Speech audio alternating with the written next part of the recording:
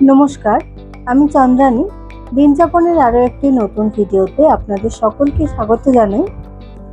চারিদিকে এখন গ্যাসের বিভিন্ন রকমের সংকট দেখা দিয়েছে, সেই কারণে আজকে ইন্ডাকশানেই রান্নাটা করছি। তার জন্য ইন্ডাকশানের মধ্যে আমি কড়াইটা বসিয়ে দিয়ে তার মধ্যে সর্ষের তেল দিয়ে নিয়েছি। সর্ষের তেলটা গরম হলে লম্বা লম্বা করে কেটে রাখা বেগুন আর শিম দিয়ে দিলাম।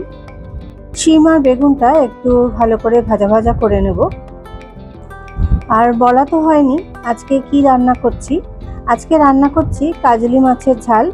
কাজলি মাছ হয়তো অনেকেই খেয়েছেন, আবার অনেকেই খাননি।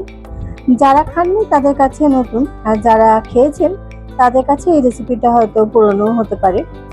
তাহলে আজকে দেখিনি কিভাবে রান্না করছি কাজলি মাছের ঝালটা। বেগুন আর শিমটার মধ্যে অল্প একটু লবণ দিয়ে দিলাম। শিম আর বেগুনটা হালকা করে ভেজে নিয়ে এবার একটা প্লেটের মধ্যে তুলে রাখছি। কাজলি মাছগুলো আমি হালকা করে ভেজে নেব।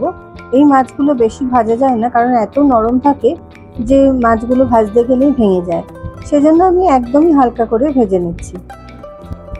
মাছগুলোকে একটু এপিট ওপিট করে নিয়ে এবারে একটা সাইডে করে এবার একটু ফোড়ন দিয়ে নেব। ফোড়নে আমি দিচ্ছি কালো জিরে। কালো জিরেটা একটু ভালো করে ফুটে উঠলে তারপরে আগে থেকে বেটে রাখা সর্ষে আর পোস্ত আর কাঁচা লঙ্কা বাটা আর ধনেপাতা বাটা দিয়ে আমি মাছটা ভালো করে কষিয়ে নেব। ভেজে রাখা শিম আর বেগুনটাও এখানে অ্যাড করে দিলাম, আর স্বাদ মতন লবণও দিয়ে দিলাম। দিয়ে দিচ্ছি হলুদ গুঁড়ো। এখানে আর কোনো রকম জলের ব্যবহার আমি করছি না। একটু ঢাকা দিয়ে মাছের ঝোলটাকে ভালো করে ফুটিয়ে নিয়ে তৈরি হয়ে যাবে আজকে কাজলি মাছের হালকা পাতলা ঝোল। আর কাঁচা লঙ্কা ওপর থেকে দিয়ে দিলাম।